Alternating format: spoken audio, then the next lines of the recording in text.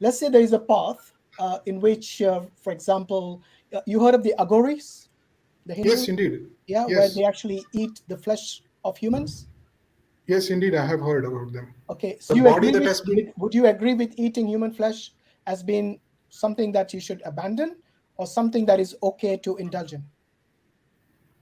Yeah, that's fine. I don't have a problem with it. You have no problem with anyone eating human flesh?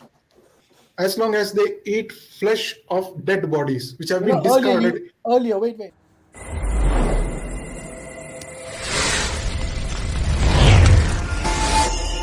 Are you saying the avatars are full Paramatma?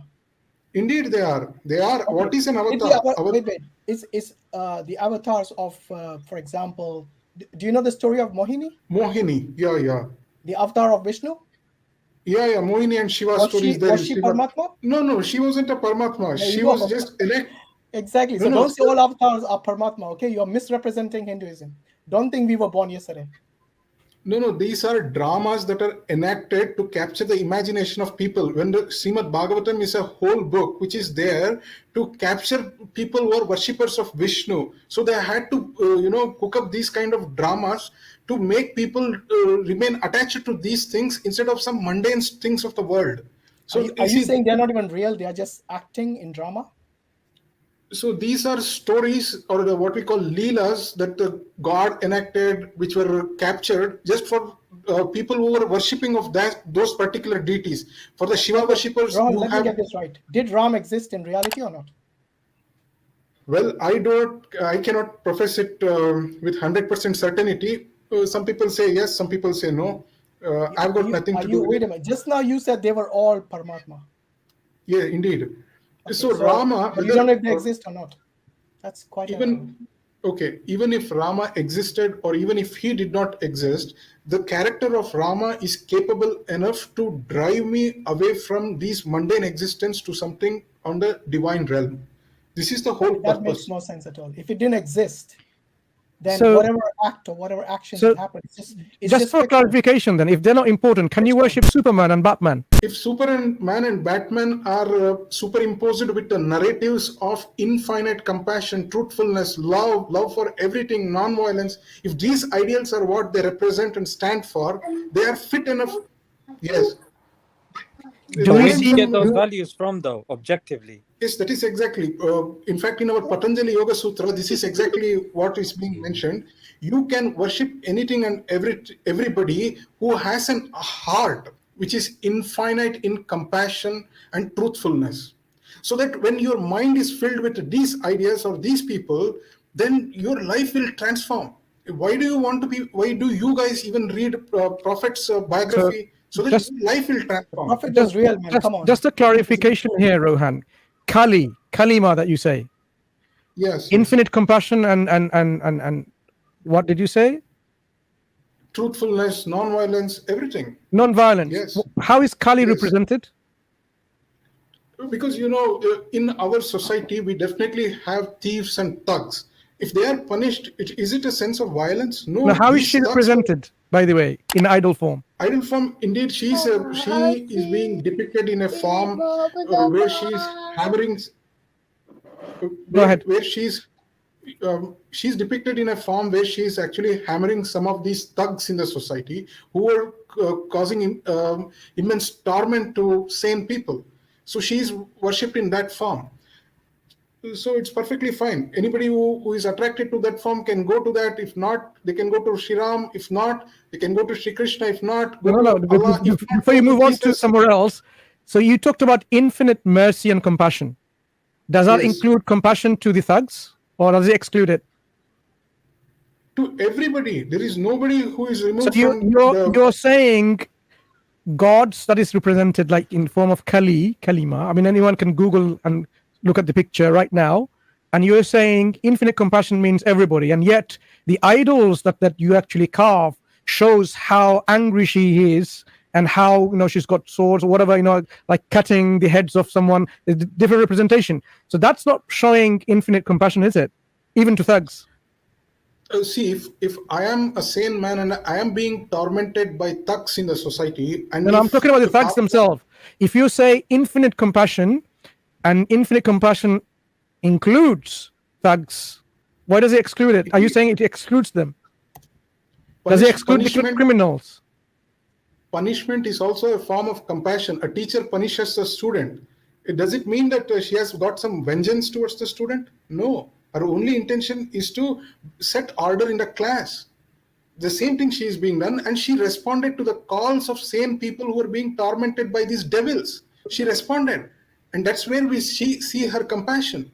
And it's not that somebody who was punished will suffer in hell for eternity, as is in Islamic theology. There is no concept of eternal hell in India or in Hinduism. Here, everybody will be reformed. Everybody will be given the opportunity to reform and come to the domain of eternal happiness. Eternal when is that heaven. happening? When does that happen? This whole life cycle is the same. It is the Can continuous you cycle. give us one example of someone reached that end of the life cycle? Well, I am somebody who worships Buddha. So I for sure can say that Buddha is one. And of course, Sri Ramakrishna Paramahamsa or Swami Vivekananda, who are incidentally worshippers of Ma Kali. So innumerable. So they have reached, so these individuals that you've mentioned, they have reached the ultimate level of moksha, or whatever you would call it, nirvana, or whatever you call it, the end of their cycle, right? We can see that by their actions. Do they behave with infinite compassion and zero vengeance and hate? Indeed, there is that reflection of nirvana. Wherever you see that zero hatefulness, there is nirvana. Yeah, we did see that in the Buddhist population monks. We saw that they were so much in their zero vengeance, and eventually, when the story of Rohingya came along, then we really appreciate the true nature of this belief in action. Yes, we did see them. I mean, I'm sure you did not miss that too. No, certainly not. Not just the Rohingyas. Even it happened in Sri Lanka also, which is also a Buddhist country. Yeah, exactly. So yes. In Islam, if you have a question about or some misunderstanding of eternal hell, the eternity, not everyone goes to eternal hell. Did you know that? Yes, like for sure, I am going to eternal hell according to Islam because Hang I am on. a polytheist. Not everyone goes to eternal hell. Did you know that? We don't know what state you're going to die, so we can't be certain. Yeah, but I'm a polytheist, and I understand that anybody who does shirk. Allah gives hidayah to whom he wishes. By the way, I think Brother Zishan's got something to add, inshallah. Yeah, Rohan, can I ask you a simple question, please? Yes, please, sir. So, just from kind of your understanding, so my view is it makes sense to believe in one all-powerful God, and your view is to worship many gods. So how would you convince me to stop believing in an all-powerful God and no godlings, and to worship multiple gods? What's your strongest argument? Well, at first, I do not want you to stop worshipping that one single God. You are on a right path, and I request you to please stick to that. And to people who really want to, be polytheists, the message is from the scripture itself. Do not concentrate on multiple gods. Like if somebody wants to reach America, you concentrate on how you can. You've already boarded the ship. Now you concentrate on how this ship can take you to America. If you simply keep juggling your mind between a ship or even a rocket or an aeroplane and all these things, you can never get concentrated. You will never reach your destination. Pick up one path, stick to that. The Lord will bless you and stick to your journey. The Lord is all merciful. What if that one path you chose was wrong? Any path which teaches you truth, non-violence. No. Let's say that path you chose, you thought There's two things here. thought that was going to take you to the destination. What if it is wrong? As long as the path has these ideas of truth, non-violence, and love for all, it is not a wrong path. If any of these things is Rohan, you keep mentioning non-violence and truth and stuff like this. Where have you got this criteria from, and how do you prove it? Well, moksha is something which is okay. The modern science will help you here. If you ever talk to psychologists, they will tell you the more you are a fake person, the more entangled your life will be. So if you want moksha, the more truthful you are, the more blissful your life will be. Okay, let me ask you this, Rohan. Do you think there is, in any truth, can there be a contradiction? When the truth is subjective, there will definitely be contradictions between your truth and mine. When it is an objective So when you truth, say subjective, you mean like man-made, yeah? yes, like for example, if an individual claims that he is a messenger of God, well, that is his subjective truth. It cannot be a reality for all of us. Unless he shows you an objective evidence for that. Yes, that's perfectly fine. Okay, so And once again, in any truth, can there be contradiction? Because once you have a contradiction, would you even term it as truth?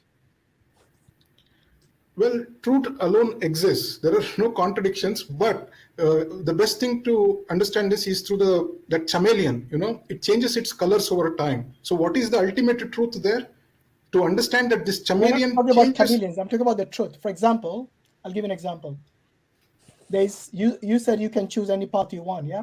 Let's say there is a path in which, for example, you heard of the Aghoris, the Hindus? Yes, indeed. Yeah, Yes. where they actually eat the flesh of humans.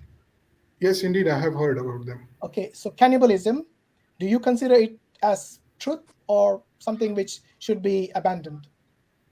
So please don't use the word cannibalism because they don't go hunting for humans. It They doesn't matter. They only eat human flesh. That is the definition of a cannibal. okay. Would The you body agree that with, has been would you agree with eating human flesh as being something that you should abandon or something that is okay to indulge in? they do not kill a person and consume his meat.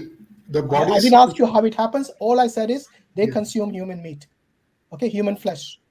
And in my book, that is cannibalism. Yeah, that's fine. I don't have a problem with it You have no problem with anyone eating human flesh. as long as they eat flesh of dead bodies, which have been discarded. Earlier you were saying about truth, about morals, about this. All of a sudden you're agreeing with eating human flesh. Seriously. When a This is body what has happens when you have too many people having subjective opinions, having different philosophies which contradict one another. You end up with, Hinduism is actually not one religion. It's like multiple different subjective philosophies. So as many Hindus, if I ask a question, they will give me as many answers. Okay? Because most Hindus, as you and I both know, do not even read the scriptures. Yes? Most of them are ignorant of the scriptures. And this is something that even the learned Hindus would agree with. And those who are sincere.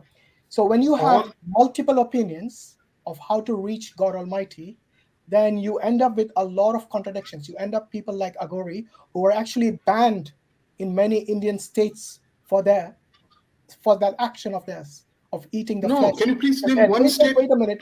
Can you please name one state? One state. Wrong information. Maharashtra. Yes, you please. I gave you a state. Go check it out. They have it in their jurisdiction that these people are banned from that place. Oh my God! Can you please? I'll stay Go back look it here. up, my friend. If you don't believe me, go look it up. This is something that they have actually written down, I think, because there was a lot of issues.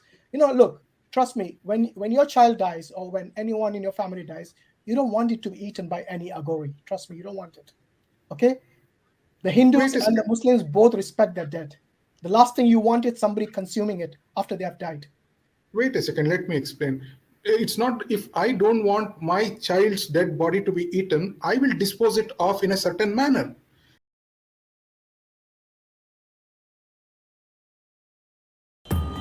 Hindus believe in reincarnation.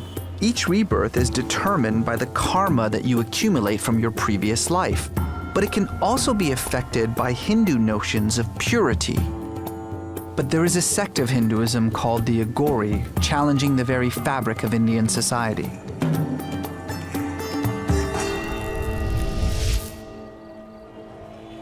Most Hindus are obsessed with maintaining ritual purity, not eating certain foods or touching certain things that can defile you. What this obsession with purity and pollution has done is it's created what we now know as a caste, from the Brahmin who are at the very top to what we now refer to as the Dalit, or the untouchables at the very bottom. It's the untouchables who do all the work that nobody else wants to do. They're the ones who clean the streets, pick up the garbage, deal with the sewage, things that would defile a pious Hindu. When body is burning, if anybody get this ashes in his body, power is coming from there. The Aghori believe that God lives within you, and if God lives within you, then nothing you do can defile you. A very small movement, mostly of ascetics, prove this belief by taking part in ostentatious displays of defilement. They will cover themselves in the ashes of the dead. They will eat rotted corpses. They will drink their own urine. Oh my goodness. They will sleep within the cremation grounds. It's an idea that's very difficult for everyday Indians to take part of. For example, I may donate it to a government medical hospital for further research on human physiology. This is my choice. Somebody may have an Would alternate you want choice. it to be eaten by an Aghori? There may be somebody who wants I'm that asking form you, Rohan, I'm asking you, would you want your dead family member whom you loved, would you want them to be eaten by an Aghori? I will say I am very happy to offer my dead body to any of these Aghoris who want to probe what is beyond death. Why If not they are your so- child? Why not your family member whom you love? That is their personal choice. Who am I to infringe upon their rights and wishes? Okay, good. So you're okay to your body to be eaten by an Aghori? Yes. Very You're happy. okay. You're okay with cannibalism? Now wait a minute. If I ask another Hindu and he completely disagrees with that, wouldn't that be a contradiction in philosophy? No, contradiction is not there. All This 1 is the billion contradiction. Hindus. One says yes, another says no. One say it is evil, the other says it's good. It is a contradiction, my friend, whether you like it or not. But anyway, I think we have given you enough time. So have you got anything before you leave? Yeah, it was very kind of you to offer me time. Thank you so much. You're welcome. And look, we like discussions with Hinduism. We don't want to come across as people who mock your religion or your gods. If that did happen, it wasn't the intention. The intention here is to understand each other so that we can communicate with each other to understand each other. And this will But if you have this will be given more me productive wrong and more meaningful in the bigger realm of things, you know. We were just giving sorry to- examples to illustrate, to see how coherent your belief system is. So the examples that we've chosen to use is just to bring out, the heat, of criticism, so that you understand, how coherent you can explain your belief system. Anyway, Rohan, it's a pleasure having you here, and hopefully we will have you in our other streams next time. Okay, you take care.